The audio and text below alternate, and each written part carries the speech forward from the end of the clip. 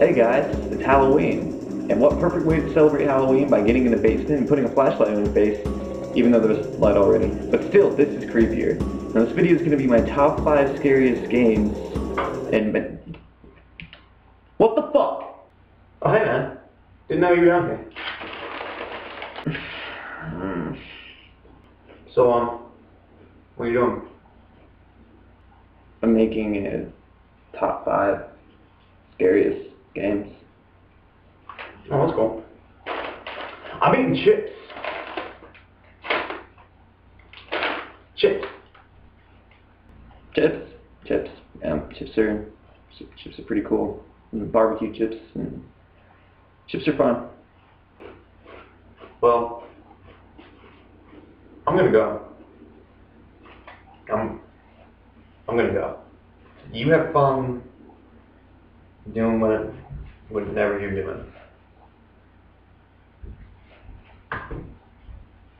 Yeah, I'll have fun doing my...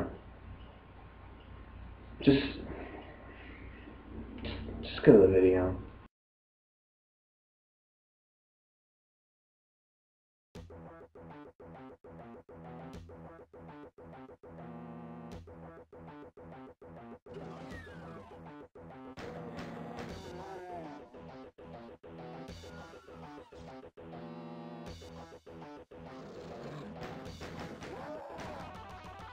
Now this kick-ass game is Doom. Now, this is one of my personal favorite games of all time, but when you boot it up, it looks like an action game. It's got this kick-ass electronic rock music, and you're just fucking blowing these dudes away. This is actually just a horror game in disguise. Now once you get to the second level, stuff already changes.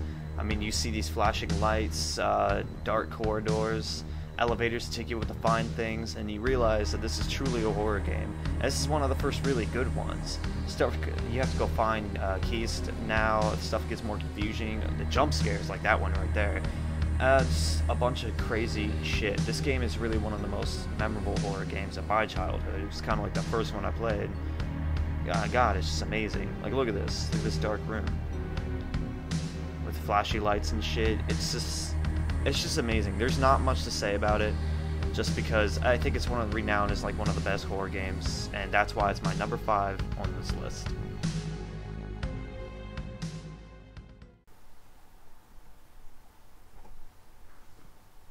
Dead Space. Now this is number 4 only for a few reasons. I mean, it's got great jump scares, the music, the soundtrack, it's all terrifying. The monsters are really creepy, deformed, it's a pretty scary game. But one thing I absolutely love is the HUD. There's nothing. You're like immersed in this game. All the videos and stuff are holograms on your screen. Just the lights, the sound, the environment, absolutely everything is just amazing. But the reason it's number 4 is because I find it gets extremely repetitive. They stop you every 5 minutes and tell you things you already know over and over again. Little things like that kind of just remove me from the game. Like, I just picked up the stasis module. 3 different times I was told how to use it, and I already figured out how to use it. I already understand.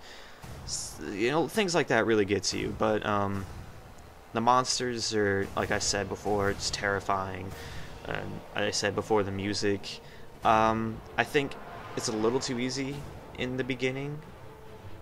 You know, like this, they kind of just walk at you. But besides, I mean, it gets harder later, but like it just gets repetitive, and that's the reason it's at number 4 and not like one higher on the list. Although I do love this game, and I will admit it's one of my favorite horror games of all time. That's why it's on the list. It's just not very high up there.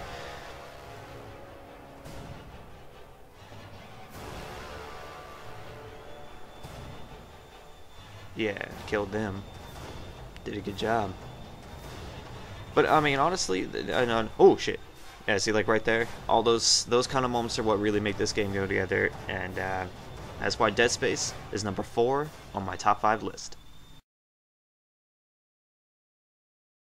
Siren. Now this game is... I don't even know where to begin. First off, this game is really fucking dark. Like, you can see it yourself. I can barely see anything playing this game. I don't even know if you're going to be able to see anything while you watch me play it. That was a bad sentence. Anyway, this game is, I have no idea what's going on in the story. I've beaten it once, I have no idea. But let me explain the gameplay mechanics. Fighting isn't really that good because you can't kill the enemies, they come right back. So you want to hide and sneak past your enemies more often than not. Now, they have this little feature called Sight Jack where you can see through your enemy's eyes, so you can see where he's going and see if he's coming or not. I said see a lot, but that's not really important. I mean, like, you know, this whole beginning level is kind of explaining, and it's a tutorial really to sneak past them. Jeez, this game's just really fucking scary. It's got really intense moments like this where I can't see if he's coming or not, so I have to hurry up, sneak in this window. He sees me doing this, I have to run to the first place I see, and it's the door. Dead people just lounging. Shut the door, hurry up, and then crouch. And I just really, yeah, controls are a little awkward at first actually, but I don't know, it's just really scary. I mean, the only reason it's at number 3 is because the game's so hard that fear gets replaced with frustration. I stopped being scared of the game about halfway through, and I really just wanted to beat it. I wasn't terrified anymore. But, I mean, besides, it's a great horror game. The music is haunting, the enemies are creepy and terrifying. Like I said, they don't die, so you really gotta work hard on this. You really gotta think of a strategy and make sure you have everything cleared out before you sneak out and try to run past them. Like, I waited till he was, like, right next to me in the other room, and I hurried up and just ran. But, I mean, that probably wasn't the best decision to make, but I was scared. But, yeah, this game's horrifying. I definitely would pick it up. I'd pick up all of these games if you haven't played them yet. Siren Blood Curse is a remake of the original Siren on the PS2, which was hard as fuck.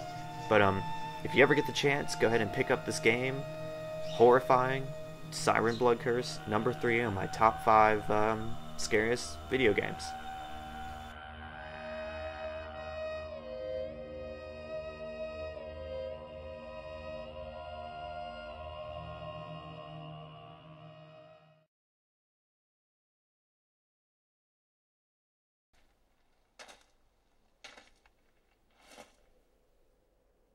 So this is Himuro Mansion.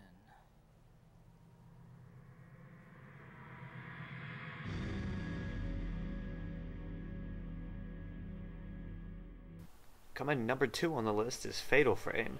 Now, had to clear my throat. This game is terrifying. I mean, absolutely terrifying. Between the bad voice acting, and I mean, you really don't even notice how bad the voice acting is because you're truly scared. It's got some great moments, great gameplay. The controls are a little awkward, as you can see here. I keep turning around when I don't mean to. But once you get past all that, it's a great game, an amazing story. You start off playing as the brother looking for some teacher he was indebted to or something like that. And so you go to this haunted mansion to explore, find him. That's what the brother's doing. Upon finding everything, he has to fight ghosts. The control's very simple. You let it charge up and you can shoot them. But if you let it go to that right there when they're about to attack, it does maximum damage. Sorry. That's how you get a fatal frame. And eventually the brother goes missing, and then you start playing as the sister. This is the main character of the game, and this is who you're going to be playing as through the rest of the game.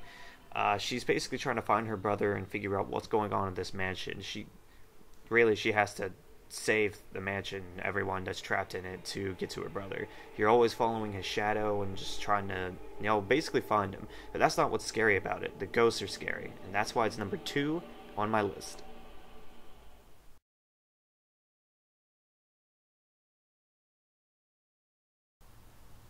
I love the Resident Evil series. I really do. Until their most recent ones. But Resident Evil is always going to have a special place in my heart, and I'm always going to love it. It wasn't that scary. Yeah, it's got scary moments, but really, I couldn't put it on this list because it wasn't one of my favorite horror games. No, I mean, it is. It's one of my favorite games of all time, but it's just not scary enough. But I really wanted to mention it because I love Resident Evil. I love how it plays. I love the characters. I love the shitty story. I love being chased down like that. Hell, just all of it. It's just a great game series in the beginning. I really don't have much to say about it because, like I said, it's not horror or anything. But it is definitely worthy of, if I had a top 10, it would definitely be on there. It's definitely worthy of mentioning because it kind of started the survival horror genre in this way that it plays. That Silent Hill uses, Fatal Frame uses it, a bunch of different places use the same look, I don't know, camera angles, all of it is really Resident Evil. Anything can be traced back to Resident Evil. And it's not on my list because it's not scary, like I said before, but it was definitely worth mentioning. I love Resident Evil.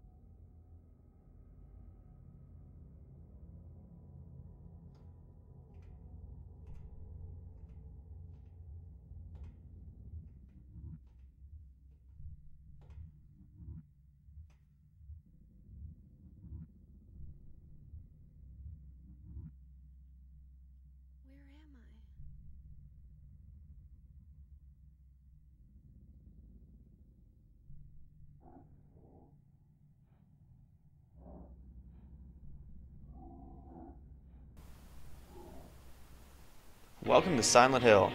Now, this game is one of my favorite games of all time, and definitely my favorite horror game of all time. I mean, just watch this. Listen to this.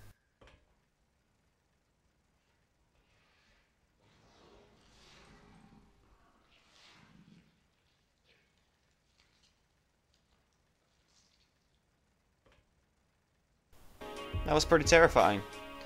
And, well, you realize this is a dream, and she gets hit by the thing. Yeah. So that's how the game starts out, with a nightmare. Oh, it was just a nightmare, right?